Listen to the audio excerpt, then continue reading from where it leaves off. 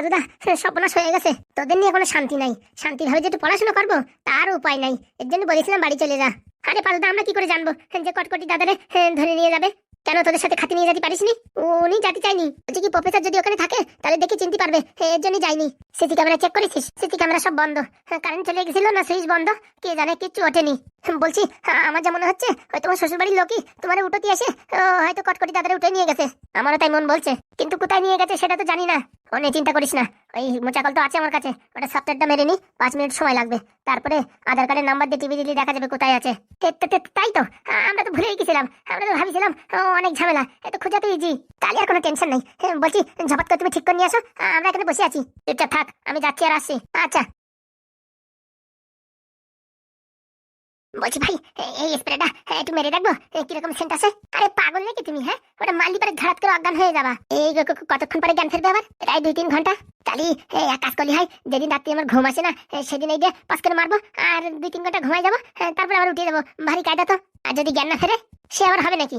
না তাই কি? জ্ঞান না ফিরলে একদম চিতে। ওই সর্বনাশ, এতেও তো মোচা কল আছে, তাই না? তাই কি বলছি, ওই কটকটি দাদারা নিয়ে গেছে, ওই দাদার জ্ঞান ফেরবে তো?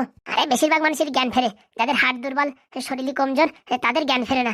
যেরকম তোর দেখ, হারকুলাস বডি, সবকিছু বেড়েই গেছে। মানে মানে আমার রিক্স আছে? রিক্স না তাই কি? ওইসব হাতে ফেলাও। বলছি এই মালটা রাখিয়ে দিলি পারে, কারোর সাথে আমাদের ঝগড়া হলি পারে, তার সাথে প্রতিশোধ নিয়ে যেত না। আরে বাবা না, ওইসব হাবি কাজ আমাদের করার দরকার নেই। পাদু দাকারকে কি বলিস, ভুলে গেছো? তাই তো, ভুলেই তো গেছিলাম। চুপচাপ থাকো, কথা বলো না। পাদু দা আসি আবার দেখলি পারে আবার বকাঝকা করবে না, তাই তো? তা না কি? বলছি ভাই, যদি পাতুদার শ্বশুর বাড়ির লোক ওই কটকটি দাদারে ধরে নিয়ে যায়, তাহলে কিন্তু আমি কিন্তু বিরাট খেলাবো বলে দিচ্ছি। তুমি কি খেলাবা কি না খেলাবা সে আমি জানি না, আমি তো নাকের বিট সমান করে দেবো। কত বড় শয়তান! আমরা যদি এখানে না থাকতাম, পাদুদা যদি এখানে বসে বসে বই পড়তো, ঝপাত করে নাকে স্প্রে মারে যদি নিয়ে যেত, তারপরে পাদুদার সাথে যদি বিয়ে করাই দিত, তাহলে তো পাদুদার জীবন পুরো একদম আলকাতরার ন্যাপথলিন হয়ে যেত। তা তো ঠিক কথা। তার জন্য পাদুদার মনে আগের থেকে ছাড়া দেশে আমাদেরকে বলিস আরো 2-3 দিন থাকি যাওয়ার কথা, তাই তো? হ্যাঁ, যা করে ভগবান ভালোর জন্য করে। শালা পেট ভরে খাতেও পারলাম না আজকে। কেন? খাইছিস তো অনেকগুলোই। ও ঘোড়াই টেনশনে অর্ধেকটা হজম হয়ে গেছে। আমারও না আবার খিদে খিদে লাগিছে। বলছি লালদা, এই রাত্রিবেলা ঝোলা গুড়ার মুড়ি খালি কেমন হয়? মনের কথা বলিস রে, মনের কথা বলবো। এখনো আসে না যে? আরে গিন্নি, আমরা টেনশন দিও না। আমার ফোন করিস, বলিস কাজ হয়ে গেছে, আসতেছি। এখন না আসলে আমি কি করবো? বলছি এত বড় একটা রিস্ক নেছো, এতে কিছু আবার অসুবিধা হবে না তো? আরে জীবনে রিস্ক না নিলে কিচ্ছু হয় না। মেয়েটা দেখো টেনশনে মুখ পুরো কালো হয়ে গেছে।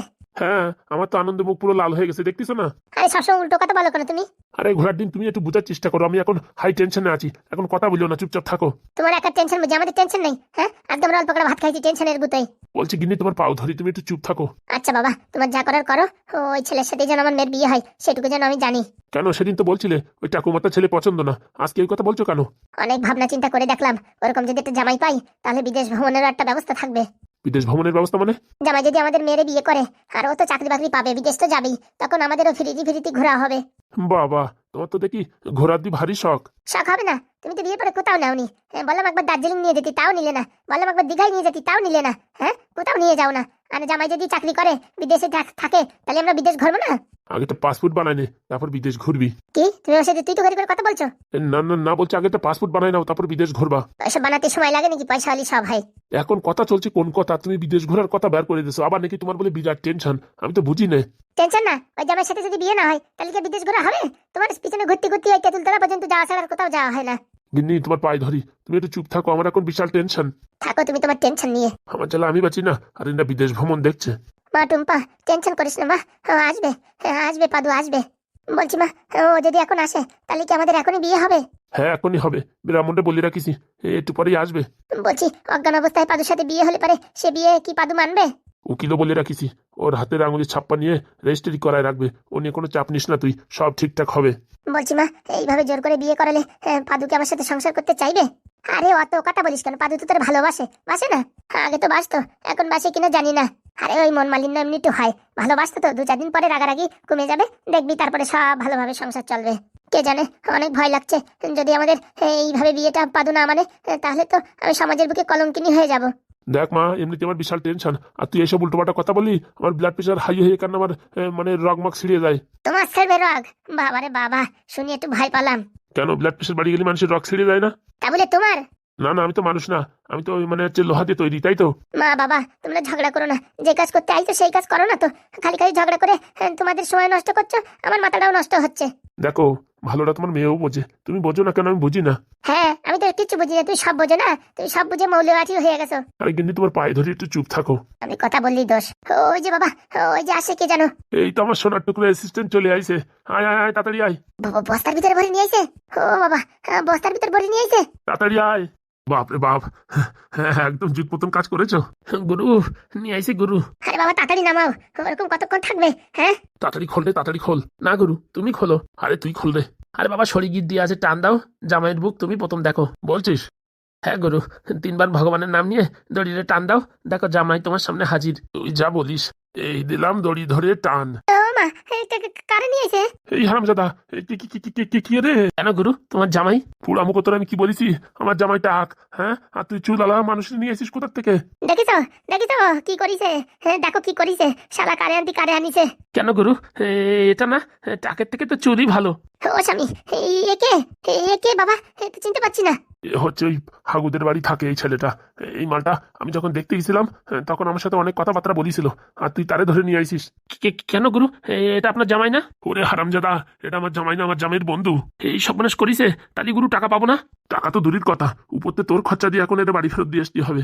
এই কি বলছেন? বাড়ি ফেরত দিয়ে আসতে হবে মানে? হারামজাদা, হ্যাঁ তুই কারে আনিসিস? তার জন্যই বলছিলাম একবার একটু ফটো দেখাই দাও। তা তো দেখাই দিলে না। তা আমি যে বলিস 17 নাম্বার ঘর, ওই ঘরে এই মালটাই ছিল। বসে মনে হয় বই পড়তেছিল না কি করতেছিল, ঘপাত করে আমি নিয়ে আইছি। হারামজাদা, টাকু মাথা বলিস না? আমি ভাবিছি 2-4 দিন আগের কথা, এখন 2-4 দিনই হয়তো টাকু মাথায় চুল চলে আইছে, তার জন্য আমি লেট করিনি। আর কথা বলতে গেলে তো আমার মুখ দেখে ফেলবে। ওই দিক বসেছিল, যেই দিক মাথা ঘুরেছে স্প্রে করে নিয়ে চলে আইছি। কি অলক্ষণে কাজ করিছে রে, কি অলক্ষণে কাজ। এটা যদি এখন জানাজানি হয়ে যায়, আমাদের তো মান সম্মান চলে যাবে। বলছি যে স্প্রে মারিছিস, কতক্ষণ মালটা বেউস থাকবে? তা ঘন্টা 2-1। কাজ কর, মালটা বস্তা ভরে রাস্তার পাশে ফেলে দিয়ে। বলছি গুরু, আমার না বিশাল খিদে লেগে গেছে। এই মালটা বয়ে বয়ে আনতে আনতে আমার মাজার হাড় নড়ে গেছে। আর তুমি যে বললে গাড়ি নিয়ে আসবা, তা আসলে না যে? গাড়ির ডিজেল ফুরিয়ে গেছিল, এর জন্য আসতে পারিনি। গুরু, আমার কিছু খাদ্য না দিলি আমি এখন কাজ করতে পারছি না। পুরামুখো মিনসের দিয়ে এইসব কাজ করায়? হ্যাঁ, এইসব কাজ প্রফেশনাল লোক দিয়ে করাতে হয়, এইসব আবল তাবল মানুষ দিয়ে কাজ করালে হয় নাকি? বাবা, এখন যদি পাদু এই কথা জানতে পারে, তাহলে ও তো সারা জীবনে আমার আর মেনে নেবে না কোনোদিন। হারামজাদা, তোরে কাজ দিছি একটা আর করেছিস আরেকটা। আমার কোনো দোষ নাই, আমার ফটো দেখাই দাও নাই। টাকু মাথায় চুল আসতে সময় লাগে, বয়সকালের ছেলে পেলে। আজকে টাক হলে 2 দিন পরে মাথায় চুল এসে যায়। আমি ভাবিছি এই তার জন্য ধরে নিয়ে আইছি। কি আকার যে করেছিস, তোর এখন কি বলবো? এই কথা যদি আমার জামাই জানতে পারে, হ্যাঁ আমার মেরে কোনদিন আর নেবে? হ্যাঁ, যে জামাই জানবে তার মানে শ্বশুর একটা মানে ডাকু, একটা কিডন্যাপার, সে কোনদিন সেই ঘরের মেয়ে নেবে? আরে গুরু, কিচ্ছু টেনশন করো না, ও মালটা আমার দেখেনি। আর দেখলেও তো ও তো আমার চেনবে, আপনার তো চেনবেন না। ওরে আমি এক্ষুনি এই গাছতলায় বসাই দিয়ে আসতেছি, সকালবেলা জ্ঞান ফিরে যাবে, হাঁটি হাঁটি বাড়ি চলে যাবে। এক্ষুনি নিয়ে যা, আমার চোখের সামনে যে দূর হ। বলছি কি, ওই চা বিস্কুট পান বিড়ি কিছু আছে দাও, পেটের ভিতরে ইন্দুর দৌড়চ্ছে। এর ওজনটাও তো কম না, প্রায় ওই 45 কেজি হবে। এত বড় একটা ভারী জিনিস নিয়ে যেতে কষ্ট হয় না? করে পুরামুখো আগে গাছতলায় রাখি আয়, তারপর তুই যা খাতে চাস তাই খাওয়ানি, তুই এখান থেকে নিয়ে বিদায় হ। না গিন্নিমা, এখন কিছু খাতি না দিলি পরে আমি জাতি পারতেছি না। ওরে শালা, এই মালের যদি হুশ আসে যায় না, আমার সব মান সম্মান তলায় যাবে। তুই তাড়াতাড়ি ওই গাছতলা নিয়ে ফেলা, তোর জন্য বিরিয়ানির ব্যবস্থা করছি। শুধু বিরিয়ানি হলে হবে না, একটু বাংলাও নিতে হবে কিন্তু। ওরে তুই যা খাবি তাই খাবি, তুই মালটারে আগে নিয়ে যা। বলছি গুরু, তুমি একটু উঁচু করে দাও, একটু বস্তার ভিতরে ভরি। মাথা খারাপ, একদম হাত দেবা না। হাত দিতে পারে তোমার হাতের ফিঙ্গারপ্রিন্ট থেকে যাবে, ও ধরবা না। এই বললি হয়? কেন, বস্তা ভরার সময় কি করে ভরেছিলি? তখন তো বাংলা খাইছিলাম, শরীরের জোর ছিল অন্যরকম, ঘপাত করে উঁচু করে চপাত করে ভরিয়ে দিছি। তো এখনো ভর না তো? এখন আর কি ওই শরীরে এনার্জি কমিয়ে গেছে। প্রায় 1/2 কিলোমিটার বইয়ে নিয়ে আইছি, বোঝো না? দেখ, তুই যদি পয়সা চাস তাহলে এখনই এর নিয়ে গাছতলায় বসা, না তুই 1 টাকাও পাবি না, আর উপরে তো কেলানি খাবি। তুই যা কাজ করেছিস, আমার শরীরে রক্ত গরম হয়ে গেছে। ভাগ্য ভালো এখন তোর কেলাইনি। বলছি বাবা, কথা বাড়িও না, তাড়াতাড়ি নিয়ে যাও। যদি জ্ঞান ফিরে যায় তাহলে আমার ভবিষ্যৎ নষ্ট হয়ে যাবে। বলো ঢ্যামনারে তখন থেকে বলতেছি, ওর সাথে কথা বলেই যাচ্ছে। হ্যাঁ, কেন ওরে ঝাপাত করে নিয়ে যেতে বলতে পারতিস না? এই নিয়ে যা রে, তাড়াতাড়ি নিয়ে যা। আরে মালিক, তুমি ভয় পাচ্ছ কেন? আমি তো আছি, বা হাত দিয়ে সামলে নেবো। তুই বাংলা খাইছিস, তোর বাংলা পাওয়ার এখন উত্তরই নেই। ঘনবো না বুকে নিয়ে তাড়াতাড়ি গাছতলায় বসা যা। আর আমাদের বাড়ি থেকে অনেক দূর নিয়ে যা বসাবি। আমার শরীরে যতক্ষণ জোর আছে ততক্ষণ হাঁটতে থাকবো, তারপর আর পারবো না, যখন সেখানে ছেড়ে দিয়ে চলে আসবো। যা তাড়াতাড়ি যা। যাচ্ছি। হারামির বাচ্চা, বুড়ো ঢ্যামনা। পাদু, তুমি এখানে? পাদু, তুমি এখানে কি করে এলে? আমাদের এই গোপন জায়গার কথা তুমি জানলে কি করে? ভাই, তুমি একটু পরে আসো, এখন আমার ডিউটি বুঝিস। বাবা, খুব ভালো কাজ করেছেন। আরে বাবা, তুমি যা ভাবছো সেরকম কিছু না। সে তো নিজের চোখে দেখতেই পাচ্ছি। সত্যি পাদু, তুমি যা দেখছো সেটা একদমই ভুল। এটা ভুল বশত এরকম কাজ হয়ে গেছে। হ্যাঁ হ্যাঁ, সেটা আমি দেখতেই পাচ্ছি। যারা আমি ভালোবাসতাম সে আমার ভালোবাসার জন্য কত কিছুই না করতে পারে। আমারে কিডন্যাপ করতে যাই, হ্যাঁ, আমার দাদারে কিডন্যাপ করে নিয়ে এসো। খুব ভালো, খুব ভালো। সর্বনাশ করিছে, মানে এই টাকলু মালরে আনার কথা ছিল, সেখানে এই চুলালা মালরে নিয়ে আইছি। ছি টুম্পা, ছি, তোমারে ভালোবাসে আমার নিজের প্রতি এখন ঘৃণা আসছে। কি কাজ করলে তুমি? আমি কিচ্ছু করিনি, সব আমার বাবার বুদ্ধি। হ্যাঁ হ্যাঁ জামাই, সব আমার বরের বুদ্ধি। এখন সব দোষ আমার? আরে পাদুদা, কথা বলছো কি? আগে ধুরুম ধারাম শুরু করো। আরামের বাচ্চা, দাঁড়া তোদের দিচ্ছি। পাদুদা দাঁড়ায় দেখতেছো কি? এতক্ষণ কেলাচ্ছ না কেন? ওরে মা, ওরে বাবা, মরে গেলাম, মরে গেলাম। পাদু, আমার কোনো দোষ নাই, সব আমার বাবার দোষ। এই ছেলে, আমার ছাড়, আমার মারছিস কেন? আমি কি করেছি? বাবা, আমার ধুতি ধরে টানিস না, আমার ধুতি ছিঁড়ে যাবে রে। বাপ দেখো, আমার কোনো দোষ নাই। আমার যারে ধরে আনতে বলিস আমি তারে ধরে নিয়েছি। আমার মারিয়ে না, আমার মারিয়ে না। খুরি মা, খুরি বাবা রে, মরে গেলাম, মরে গেলাম। ছেড়ে দাও, ছেড়ে দাও, এবার মতন ছেড়ে দাও। ভালোবাসার এই প্রতিদান দিলে কি? পাদু ভুল হয়ে গেছে, এবার মতন ক্ষমা করে দাও, এবার মতন ক্ষমা করে দাও। হারাম দাদি, তোদের কোনো ক্ষমা নেই। তোদের একদিন কি আমাদের একদিন। খুরি মা, খুরি বাবা রে, খুরি মা, খুরি বাবা রে, মরে গেলাম, মরে গেলাম, মরে গেলাম। ছেড়ে দাও, ছেড়ে দাও, আমার ছেড়ে দাও। খুরি বাবা রে, আমার ছেড়ে দাও, আমার ছেড়ে দাও, আমার আন্ডারপ্যান্ট ধরে টেনে না। বন্ধু তালি আসি এখন আমি। হ্যাঁ, কাজটা কি ভালো করলি? বললি 2-3 দিন থাকবি, একদিনই চলে যাচ্ছিস। হ্যাঁ, এটা বড় চিটিংবাজি কাজ হয়ে গেল। আরে থাকতে তো চাইছিলাম, কিন্তু এদিকে নাতিনির শরীরটা খারাপ। এই শোনার পর আর কি করে থাকবো? আসবানি আবার দেখি। হ্যাঁ, যতদূর চা বানানো শিখেছি ততদূর বানাইনি, তারপরে আসবানি। বলছি দোকান কবে খুলবি? আগে বাড়ি বসে 2-4 দিন ট্রেনিং দিই, তারপর দোকান খোলার সময় তাদের ফোন করে ডাকবানি। হ্যাঁ আচ্ছা, ছোট করে হরিসভা রাখবানি, আর ওই চার দোকান খুলে একটু গান টান গাওয়ানি চার দোকানে, বুঝেছিস? আসতেই হবে কিন্তু দুজনারই। তুই দোকান খুলবি আর আমরা আসবো না তা বললি হয়? একদিন আগে চলিয়ে যাবো। ঠিক আছে বন্ধু, আসি তাহলে। আচ্ছা, ফোন টোন মাঝে মাঝে করিস। হ্যাঁ আচ্ছা বন্ধু, এখন তাহলে বিদায় নি। আচ্ছা।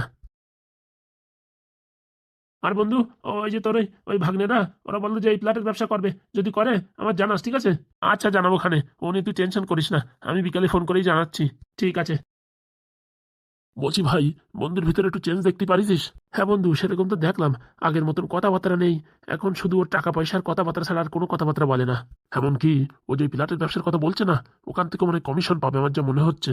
একদম ঠিক, আগের মতন নেই, ওর কথাবার্তার ভিতরে তাজই আলাদা। আমার তো মনে হয় দোকানও খুলবে না, ও আইছিল নাকি এখানে জমি বেচার জন্য, কে জানে। হতেও পারে। নাজি বললো আমার কাছে চা বানানো শিখবে, একবারই শেখলো, মানে একবারই জিজ্ঞেস করলো, দেখলো না আমি কি করে বানাই। তার জন্যই তো আমার আরো সন্দেহ বেশি হলো। ঠিক বলেছিস বন্ধু, ঠিক বলেছিস। আজকাল কারোর উপর বিশ্বাস করা যায় না। বলছি আমাদের ভাগ্নের সাথে যদি চিটিংবাজি কাজ করতে চায়, করতে তো পারবে না, ধরা খেয়ে যাবে, তখন আমার মান সম্মানটা কি থাকবে? ওর কি সে বুদ্ধি আছে? বলছি ভাগ্নেরা কিনতে চাইলেও আমি বারণ করবো। একদম ঠিক বলেছিস। তারপরে ও এরকম কাজ করলি, তোর ভাগ্নেরা আমার পরেও বিশ্বাস করবে না।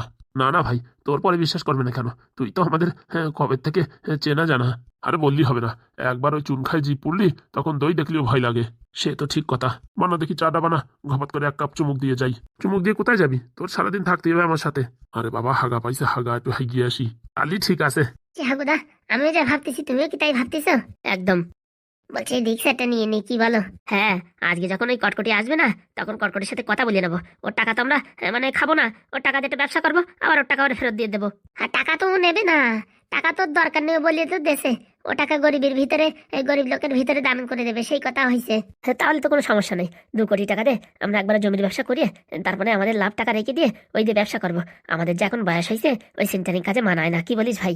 মানানোর কথা ছাড়ো, আগে যেরকম 50 কেজির ওই সিমেন্টের বস্তা মাথায় নিয়ে দৌড় দিতাম ধাড় ধাড় করে, এখন বাবা মাথায় নিলে আর হাঁটতেই পারি না। করোনার ভ্যাকসিন নিয়ে তারপরে তো শরীরে মনে জোরই নাই। কথাটা কিন্তু ঠিক বলেছিস।